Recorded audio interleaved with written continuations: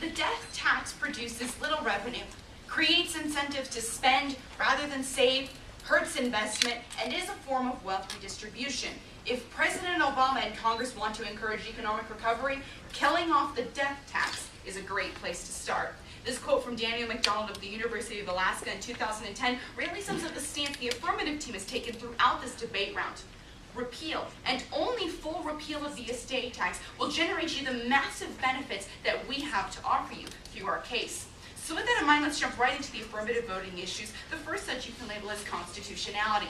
Constitutionality. Now in cross-examination, Mr. Marton agreed that Congress has a legal binding, they are legally binded to uphold the Constitution. And my partner pointed out in Article 6, the Constitution is deemed the highest law of the land, so we do need to address it first because you today represent President, even though there's 3 of you, so it is your legal duty to uphold the federal Constitution. The A point is the 16th Amendment. The 16th Amendment. Now really the only response in the 2NR to the constitutional arguments was that we need a Supreme Court ruling. Well, that's why my partner and I are running this case. Because the Supreme Court hasn't ruled. Nobody has even taken a look at the constitutionality of these policies except for experts in law, such as Scott Curry, which my partner quoted and went unaddressed by the negative team. This is why it's here, because you as the president can decide for yourself based on the evidence and based on the facts if this policy should be knocked down on this contention. So the B point now to this voting issue is Article 1, Section 8, which has gone unaddressed by the negative team this entire debate round. I would urge you, look at the Constitution after this round, because they have the assumption it says what the government cannot do. But if you read Article 1, Section 8, it clearly outlays what they can put tax revenue towards. Now, what they can't put it towards, I have read this in the past with a previous partner. It takes about 5 minutes to read all of Article 1, Section 8, so I'm not going to do this in this speech, but you can read it after the round. And because the estate tax has a no net gain, it violates this article, and that alone warrants an affirmative ballot because the experts agree with us. And the legally binding text of the Constitution also agrees with the affirmative team. And the negative team has never shown you why you should believe otherwise, outside of saying, but the Supreme Court hasn't examined this policy. The second voting issue is you have nothing to lose.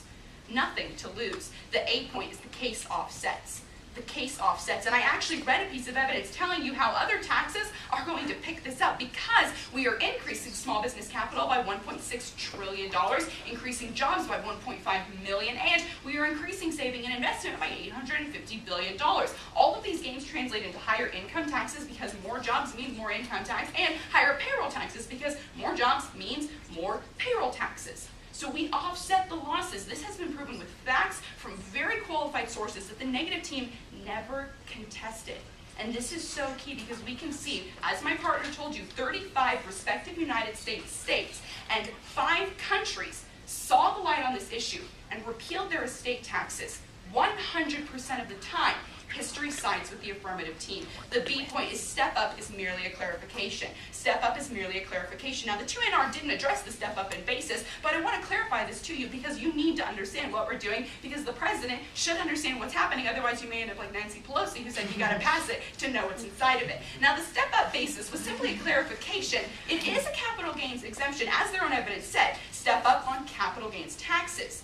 But we clarified this because some negative teams believe it is tied directly to the estate tax, and repeal of the estate tax means repeal of step-up basis. We just want to clarify that in the round, in the 1AC, to make sure the judges had a clean flow, and we had a clean round where we didn't end up debating capital gains when we wanted to focus on estate tax. So the step-up basis has nothing to do with our plan. We just wanted to keep the round clear and concise to what the issue at hand actually is. Now the C point is empirically denied, and we have already touched on this a bit, so we've seen the advantage evidence still stands, the experts agree with the affirmative team, and full repeal is the only way to achieve benefits. The third voting issue is the counterplan has nothing to offer.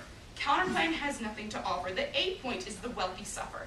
The wealthy suffer, and they never address the fact that if the wealthy cannot invest in businesses, businesses cannot grow and jobs cannot happen. I read that evidence. Let's look at it again. It's from Curtis S. Dubé, and he states, even though the wealthy face large death tax bills, estates from wealthy families pay considerably lower taxes because of expensive estate tax lawyers and planners who charge lucrative fees to help them escape estate tax liabilities. So they do not exempt wealthy families.